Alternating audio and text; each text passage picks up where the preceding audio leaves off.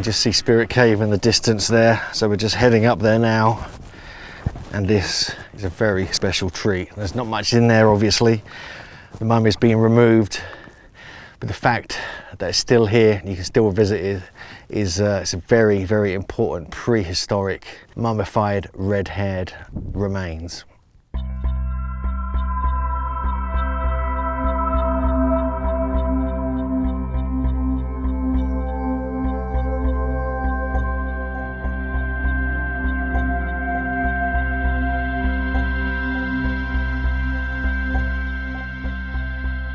So I've just climbed quite a steep hill up here to the infamous Spirit Cave here in Nevada. Now this is an absolutely fascinating place. There's not much here now. You can see the kind of tufa style, the natural tufa that occurs here. But it was in here that a 9,400-year-old mummy was found, or at least partly mummified burial, and also another skeleton as well. Now this caused massive controversy because the style of the skull was kind of almost European, sort of Cro-Magnon style, which is similar to what we find at Lovelock Cave. It's probably from the same era as well. There are lots of petroglyphs in this area, many of them, very deep cut, some of them. So there is potential connections with the Winnemucca Petroglyphs around Pyramid Lake. But it's here that this mummy, this one mummy that was discovered, caused such huge controversy, and it was debated by Native American tribes that it was one of their ancestors. The government, the federal government, said, how can it be? You have to prove you're a direct descendant of them. They couldn't do that, so there's been this big debate, and at last, relatively recently, some results of that issue has come forth, which I'll tell you about in a moment. But first of all, I want to take you inside Spirit Cave, because there's more than one compartment here. It's not very big, it's quite small, it's only about 30 or 40 feet wide. I'm not sure how far it goes back, but let's go in and take a look. This will be my first time. I haven't been to check it yet, so let's hope there's not any rattlesnakes in here, because the highway I drove down was called Rattlesnake Highway, which is slightly worrying, but I haven't seen any on the walk up here. I don't know if you can see, my car is all the way down there. I've walked up this hill to get here.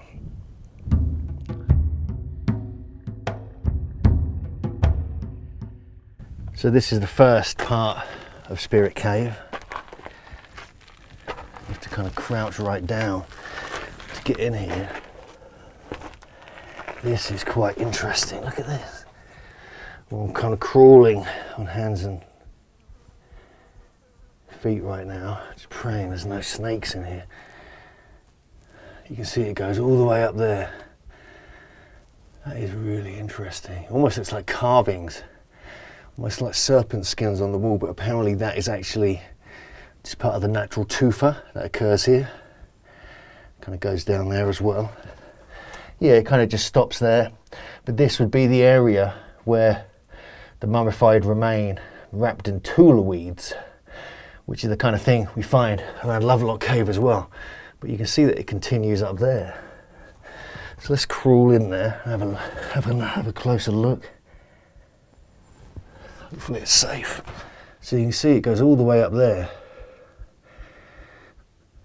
How interesting that this was where mummified remains were kind of buried, but it's thought that the desert heat might have actually created the mummified effect. It continues up there as well. You can just see that all the way around, all the way up there. There's different little gaps in the rock where other burials could have taken place. All these strange kind of protrusions that look like pieces of lumpy serpents. Go any further, but there's a little place up there which a burial could have been in. Need to check the records. It's a real privilege to be here in Spirit Cave, where some amazing mummified remains were found. Probably some kind of shaman or sorcerer. He was buried in a very specific way, unlike the rest of the population, who are often sent out onto the lake and sometimes cremated, and they drop to the bottom of the lake. But here it looks like it was a very special burial, and to be in this cave is amazing. I'm just I've been reading about this, we've written about it in our book Giants on Record.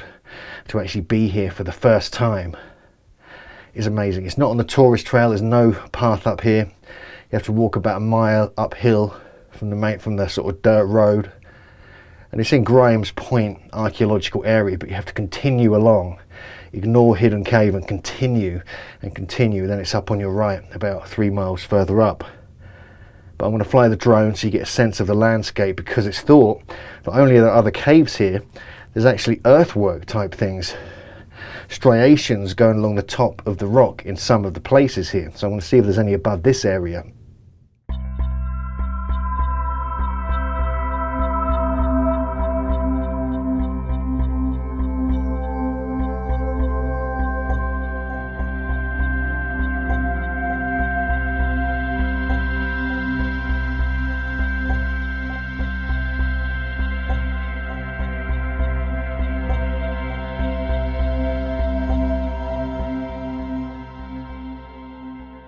So we're sitting at the entrance to Spirit Cave here in Nevada, and it was in 1940 that in this cave, Spirit Cave mummy was discovered, wrapped in tule reeds, buried in the same way as we find in Lovelock Cave. And it's caused huge controversy because the Shoshone tribe of this area, part of the Paiute tribe, claim it was one of their ancestors and wanted to rebury it, repatriate it, like many of the other traditional kind of burials and discoveries from around North America, specifically because of NAGPRA, the Native American Graves Protection and Repatriation Act. And eventually it was handed over to them just a couple of years ago, and it's in their possession now. So you can't see the mummy, you can't see what's left of it. Only part of it was mummified, partly because, you know, whether we don't know if it was part of a mummification ritual, and they may have done something like that, but they may have deliberately buried it in a certain way in these dry caves so it would mummify, like we find in Peru in the very dry mountains. We have mummified bodies that are discovered which are naturally dried and mummified. So it could be the same kind of thing we're getting here. So there was in fact more than one other burial here. Apparently they estimated there were 3 other people buried here, not just one, which some reports say. The main burial, probably the shaman, the leader of the tribe, was wrapped in like rabbit skin with reed mats and even like moccasins he was wearing as well. Initially they were thought to be 1,500 to 2,000 years old, but when proper carbon dating and was done on the actual body, it was 9,400 years old or thereabouts, and so that puts it as one of the oldest, if not the oldest, human remains in North America. Slightly older, I think, than Kennewick Man, or certainly in the same time frame. But when you're looking at the Winnemucca Petroglyphs, which are 14,800 years old potentially, Spirit Cave Man is actually quite young. So basically, in the year 2000, the kind of tribal elders wanted the burial back, and the federal government refused to give them it. So the tribe sued them and actually went into a court battle with them, which has been going on for years. Anthropologists Douglas Owsley and Richard Jantz determined that the skull was not Native American. It was a kind of European or almost Cro-Magnon type skull. So this is one of the reasons they wanted to keep it away from being reburied. And so tests were done in around 2014 to determine exactly where this Spirit Cave Man really came from, or where his ancestry was. In 2015, Esker Willensrev, who's a specialist in DNA, came here and actually carried out some further tests on the teeth of Spirit Cave Man and came to some very interesting conclusions. So these tests that were carried out in 2015 came to some, the conclusions were quite weird, because although it clearly looks kind of Caucasian, it had red hair, they claimed it was definitely of American descent. But strangely, the genome seems to be more prevalent in South America than it does in North America, which has caused a lot of questions about the migrations now that took place in prehistory, especially when we're talking 10,000 years ago. So I just find it fascinating that we have these kind of debates going on, like Kennewick Man in Washington State, but there's other remains that are much, much older that we actually feature in our book Giants on Record. But the fact that you're finding extremely early people here going back between 10,000 or 9,400 and 14,800 years ago does suggest that they were living at the time of the megafauna, and America was fully and well known to being inhabited probably from 100,000 years ago. And the whole idea of American genesis, this is what this research on Spirit Caveman may be suggesting, that humans emerged here, and this is why their DNA sequencing and their genetics are based in the Americas only.